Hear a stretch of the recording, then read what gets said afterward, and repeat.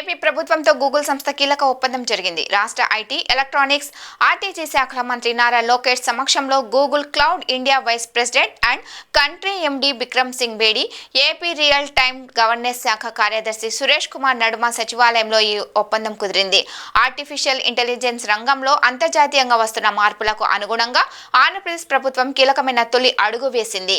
AI రంగంలో అధునాతన ఆవిష్కరణల కోసం ఆంధ్రప్రదేశ్ ప్రభుత్వం గూగుల్ సంస్థ మధ్య కీలక ఒప్పందం జరిగింది. ఈ ఒప్పందం ప్రకారం ఆంధ్రప్రదేశ్లోని పాఠశాలలు, కళాశాలల్లో గూగుల్ సంస్థ నైపుణ్యాభివృద్ధి శిక్షణ కార్యక్రమాలను నిర్వహిస్తుంది.